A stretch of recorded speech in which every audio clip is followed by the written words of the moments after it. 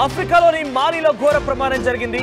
తూర్పు మాలిలోని కెనియాబాలో ఉన్నటువంటి ఒక బంగారు గని కూలిపోయింది. అదొక ఇల్లీగల్ మైన్ గా తెలుస్తోంది. చాలా రోజుల క్రితమే దాన్ని పూర్తిగా మూసివేశారు. అదొక చైనీస్ కంపెనీ ఆపరేట్ చేసినటువంటి ఆ మైన్ గా తెలుస్తోంది. అయితే అక్కడ కొంతమంది జీవుల మనం చూస్తున్నాం. ఆఫ్రికాకు సంబంధించినటువంటి పాడుపడేటువంటి ఆ గోల్డ్ మైన్స్ లోకి వెళ్ళి అన్వేషిస్తే ఏదో ఒక చోట బంగారం దొరకపోతుందని చెప్పి చాలా మంది ఇల్లీగల్ మైనర్స్ అక్కడికి చేరుకొని ఆ బంగారం వెతికేందుకు పనిలో పడ్డారు.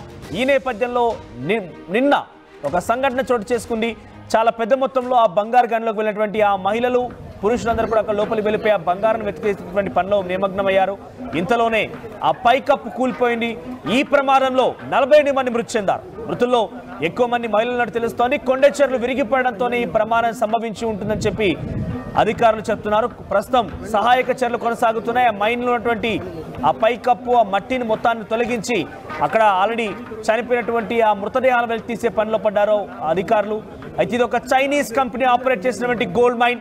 చాలా రోజుల క్రితమే దీన్ని మూసివేయబడింది. కానీ ఇల్లీగల్ మైనర్స్ మనం చూస్తున్నాం. ఆఫ్రికాకు సంబంధించి ఇటీవల నేను మళ్ళీ చెప్పుకొస్తున్నాను.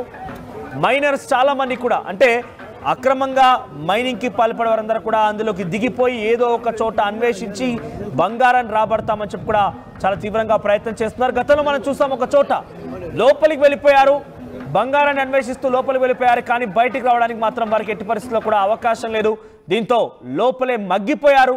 బయటకు రావడానికి కోసం మార్గం లేకపోవడంతో లోపలే మగ్గిపోయారు. తిండి లేదు, తిప్పలు లేవు, నీళ్లు లేవు, తాగడానికి ఎటువంటి పరిస్థితుల్లో కూడా వారు అక్కడ బ్రతకలేని పరిస్థితి. చాలా మంది మరణించారు కూడా. ఇక ఏం చేయాలో తోచక దిక్కుతోచని పరిస్థితుల్లో ఏకంగా ఆ శవాన్ని పీక్కుతున్నారు.